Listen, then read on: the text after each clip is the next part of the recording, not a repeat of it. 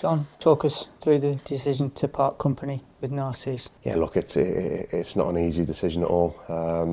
Narcís is a very talented coach who embodies the work ethic and the values of this football club.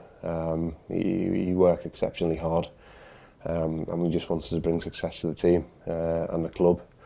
It hasn't worked out the way he wanted it to, and ultimately results and performances on the pitch have shown that. In my role, I take responsibility for that as well, because you're trying to bring something to the club and give the team an identity and a way of playing or a way of working that really shines through on the pitch. So it's a really difficult decision to make, but one that we think feels right now to move forward and get the season back on track. What makes the role here at Stoke City an attractive one? Look at the football club. It's a Premier League outfit from the training ground where we're sitting now to where Jon wants the club to be. The ambitions of the football club are sky high. It's a hugely attractive proposition. I think coaches and a lot of agents and a lot of players know that as well. So we've had a lot of interest already of high calibre people. But the person that's got to come in has got to understand what it takes to represent Stoke City. And I know my position as well. How privileged am I to be representing the people of Stoke and this football club. And it's not easy to make decisions. You're going to make mistakes along the way, but we've got to back what we're trying to do. Every decision I make is with Stoke City in my heart and in my head. And people always don't see what goes on behind the scenes, and you can't always elaborate on decisions that are made. But every decision made is in the best interest for Stoke City Football Club. In terms of the players, what's your assessment of the squad, and do you expect to do a bit of business in January? I think I said a while ago, we want people that want to be here and represent Stoke City. It wasn't always the case in the summer. We made changes. We've got a young and hungry squad. Sometimes we can be a bit naive in what we do on the pitch, but rather people be hungry and want to fight for the club, and I think we've got that. But we know what we need to bring in January as well. As I said, we're very young.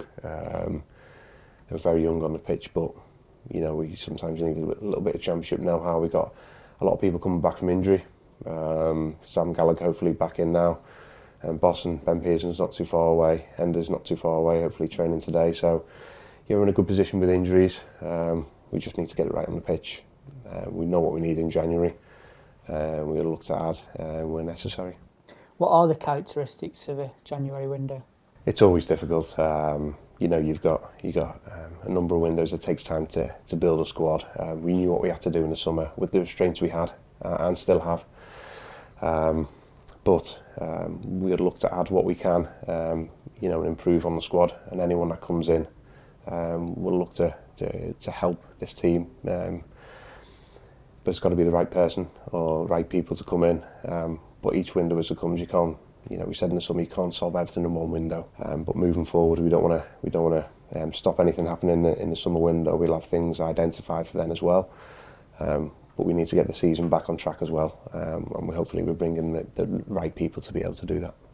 What are your overall thoughts, emotions and feelings as we enter this next chapter?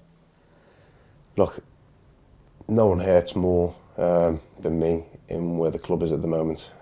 I feel just like a fan. I'm not just someone that loves the club. As a person, I understand the responsibility in the position I'm in, and I'm determined to put it right. But I'm sure we're getting the right people in the building now, and we've got the right people in positions to push the club forward. We want to get behind the players and behind the team, and the new manager, head coach, whoever comes in. Hopefully the fans get right behind him, give them the time to really push this club forward, because it does take time. But on the pitch, it's a results-driven business. We need to get those results, get the season back on track, but we're determined to put it right. And finally, what's your message to the supporters? Look, through thick and thin, the supporters really get behind this team. That was evident against Leeds. We're really grateful for the support you give us. As fans, it doesn't go amiss to any player. Obviously, results haven't been good enough, and they're well within the right to vent any frustrations. But we're getting this club back to where it needs to be. It's going to take time. Looking forward to looking forward to Sunderland. I'm sure all the fans will be getting right behind Ryan and the backroom staff to get the result. And moving forward, you know, anyone we're going to bring in need to represent the people of Stoke. You know, the values of the club need to shine through on the pitch of what this club means to the people.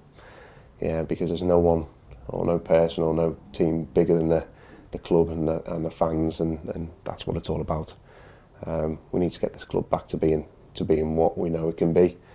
Thank you for being right behind us. I'm sure you will against Sunderland and moving into the next year.